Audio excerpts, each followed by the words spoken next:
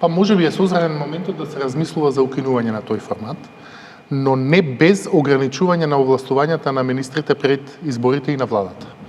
Да се разбереме, пржинската влада беше изнудено решение поради масовни злоупотреби на државниот апарат во предизборни цели и иако беше можеби изнуден механизам, сепак не е добра порака за државата. Држава на која е потребна таква техничка влада некако назадува во демократијата и можеби, имајќи предвид дека во последните неколку изборни циклуси немаме такви забелешки, можеби е паметно да се размислува за укинување на тој формат, но тоа би требало да оди паралелно со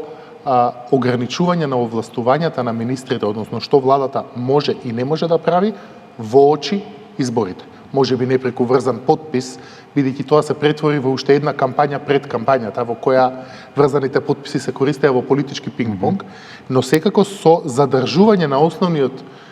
елемент на пржинската влада, а тоа е да се спречи злоупотребата, таму каде што може, секаде каде што може, на државниот апарат во предизборни цели. Така што малку е мешана ситуацијата, но основно е дека вреди да се размислува за укинување на тој формат, белку сме созреале дотаму да не ни е потребно такво закочување на државниот апарат, а сепак да можеме нормално да функционираме за избори. Да, Божиновски пржинската влада беше донесена со консензус. Сега опозицијските партии и од македонскиот и од албанскиот политички блок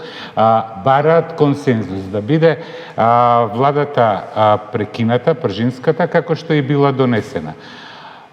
Колку е можно во оваква констелација на односите да се укине пржинската влада? Кај нас е проблемот што многу тешко се постигнува консензус, затоа што кој да е влада, кој да е опозиција, едноставно не се оди на критика поради одредени,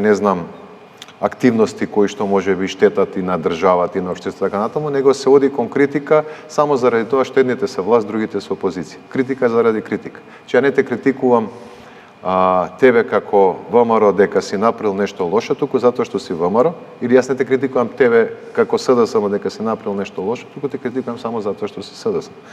Во таков амбиент вие не можете, многу тешко се постигнува консензус. И за минатата пржинска влада консензусот беше изнуден, затоа што имаше и посредници во тоа време. Она што е симптоматично е зошто СДСМ го смени ставот, бидејќи уште пред изборите 2024 година тогашната ВМРО-ДПМН како опозиција понуди да се укине пржинската влада и самиот сегашен премиер, тогашен лидер на опозиција Мицкоски рече дека нема веќе потреба од пржинската влада, бидејќи